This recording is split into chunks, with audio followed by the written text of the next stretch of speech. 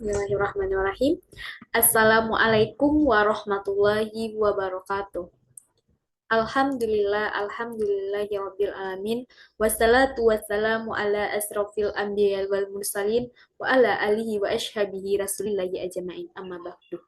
Yang sama-sama kita hormati Ibu dosen pengampu mata kuliah Dasar-Dasar Komunikasi dan Public Speaking, yaitu Ibu Dr. Haja Salmaini, SSPD MSI. Yang sama-sama saya hormati teman-teman yang seperjuangan dengan saya. Baiklah, pada kesempatan kali ini saya Azizah Cahyatul dengan NIM 21129176 akan menyampaikan tugas saya terkait dengan artikel yang berjudul Upaya Peningkatan Keterampilan Berbicara di Depan Umum.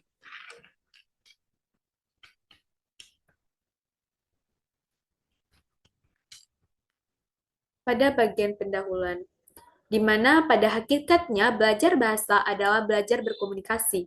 Oleh karena itu, pembelajaran bahasa Indonesia hendaknya diarahkan untuk meningkatkan kemampuan dan keterampilan peserta didik dalam berkomunikasi dengan bahasa Indonesia yang baik dan benar secara lisan maupun tertulis, yaitu menurut ASMI pada tahun 2019. Di mana ruang lingkup mata pelajaran bahasa Indonesia meliputi 4 aspek keterampilan, yang meliputi mendengarkan, berbicara, membaca, dan menulis.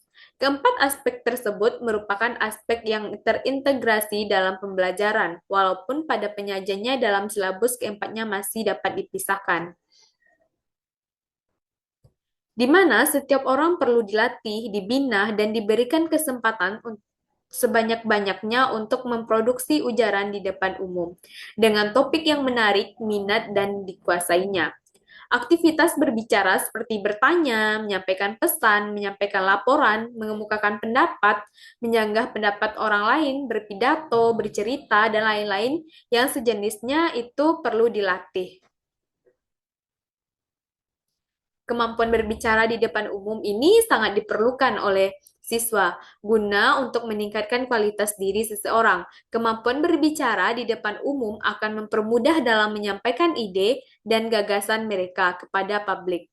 Kemampuan berbicara didapatkan dari hasil belajar, sebagaimana yang dikemukakan oleh Slamameto dalam Zainuddin pada tahun 2018, bahwa belajar adalah suatu proses usaha yang dilakukan seseorang untuk memperoleh suatu perubahan tingkah laku yang baru sebagai hasil pengalamannya sendiri dalam interaksi dengan lingkungannya.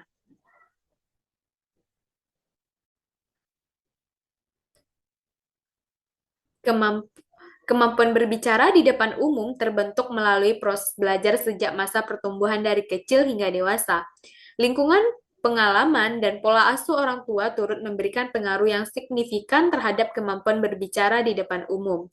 Selain itu, kemampuan berbicara di depan umum harus terus dilatih agar berkembang lebih maksimal. Salah satunya yaitu melalui lembaga pendidikan di sekolah.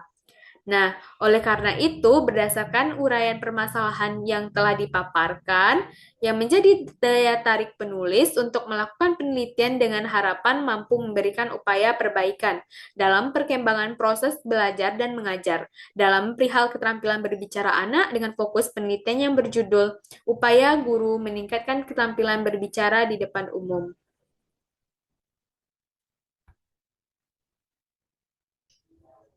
Adapun metode penelitian yang digunakan yaitu studi literatur dengan mengumpulkan informasi melalui buku-buku dan jurnal ilmiah yang dianalisis berdasarkan permasalahan yang ada. Sumber informasi didapatkan dari penelitian yang dilakukan dan diperoleh dari responden yang kredibel. Adapun hasil dan pembahasan. Yang pertama yaitu terkait hakikat berbicara. Keterampilan berbicara adalah keterampilan yang sangat penting untuk dilakukan saat berkomunikasi. Komunikasi dapat berlangsung secara baik dan benar sesuai pedoman umum ejaan bahasa Indonesia dengan menggunakan bahasa, sedangkan hakikat bahasa adalah ucapan. Keterampilan berbicara adalah suatu proses yang efektif. Dengan keterampilan berbicara, kita dapat menyampaikan berbagai macam informasi, baik itu fakta, peristiwa, gagasan, ide, tanggapan, dan sebagainya. Kita dapat mengemukakan kemauan dan keinginan, serta mengungkapkan berbagai macam perasaan. Penyampaian berbagai hal dengan keterampilan berbicara tersebut berlangsung dalam berbagai peristiwa komunikasi.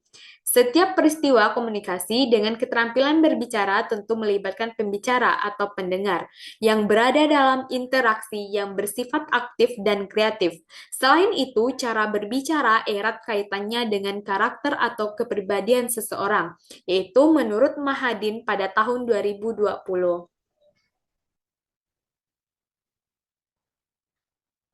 Berbicara juga memiliki beberapa tujuan, di antaranya yaitu untuk menghibur, menginformasikan, menstimulasi, meyakinkan, atau menggerakkan pendengarnya. Sejalan dengan tujuan pembicara tersebut, dapat pula kita klasifikasikan berbicara menjadi 5 jenis. Yang pertama, yaitu berbicara untuk menghibur. Yang kedua, berbicara untuk menginformasikan. Yang ketiga, berbicara menstimulasi. Yang keempat, berbicara meyakinkan. Dan yang kelima, berbicara menggerakkan, yaitu menurut Haryanto pada tahun 2020, di mana dari uraian tersebut dapat disimpulkan bahwa keterampilan berbicara haruslah dikuasai oleh setiap individu, di mana keterampilan berbicara ini merupakan suatu kegiatan yang menyampaikan ide ataupun gagasan kepada orang lain secara lisan, baik itu secara langsung maupun tidak langsung. Adapun hambatan yang berbicara di depan umum. Yang pertama yaitu kemampuan yang lemah, yang kedua adanya kurang percaya diri, dan yang ketiga kecemasan komunikasi. Di mana sebagai orang yang berpendidikan, peserta didik harus mampu berbicara sangat baik. Keterampilan berbicara yang baik dapat meningkatkan nilai anak itu sendiri. Namun ternyata masih banyak yang melakukan hal tersebut. Kemampuan bicaranya masih lemah. Kemampuan yang lemah ini mungkin karena pengetahuan yang rendah, interaksi yang kurang, dan kurangnya ide-ide kritis yang mendalami komunikasi lisan. Itu menurut Darmuki pada tahun 2017.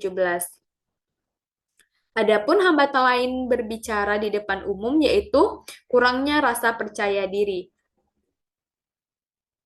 Saya sendiri keraguan diri ini dapat muncul karena peserta didik harus berbicara di luar bahasa sehari-hari. Selain itu, sistem pendidikannya tidak salah satu faktornya bisa meningkatkan keterampilan komunikasi siswa dalam pembelajaran secara eksternal.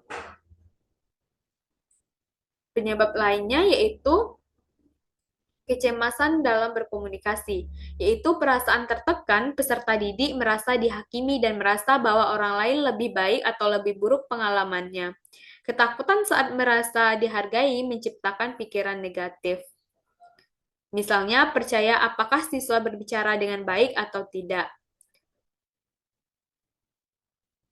Selain hal tersebut, ada beberapa faktor lain yang menyebabkan terjadinya hambatan di depan umum, seperti kurangnya kepercayaan diri, tidak menguasai materi, tidak mampu mengatur waktu, dan sebagainya, yang membuat mereka menjadi cemas dan tidak sesuai dengan yang diinginkan. Adapun cara untuk mengatasi hambatan berbicara di depan umum. Yang pertama yaitu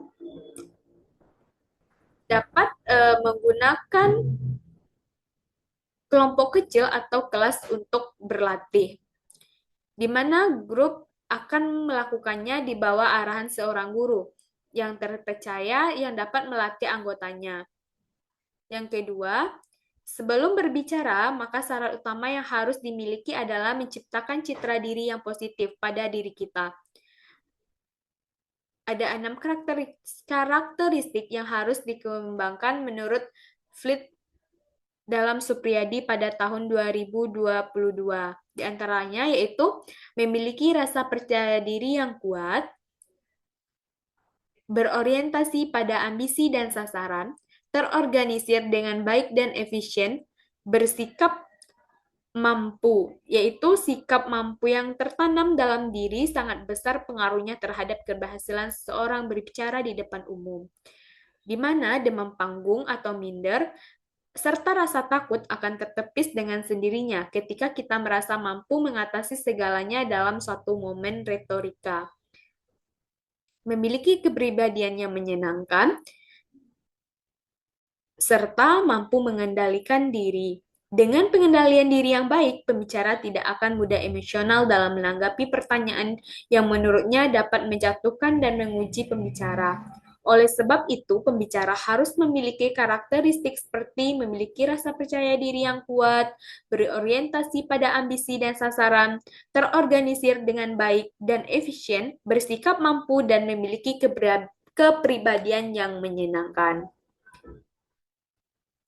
Adapun strategi untuk meningkatkan kemampuan berbicara di depan umum. Yang pertama,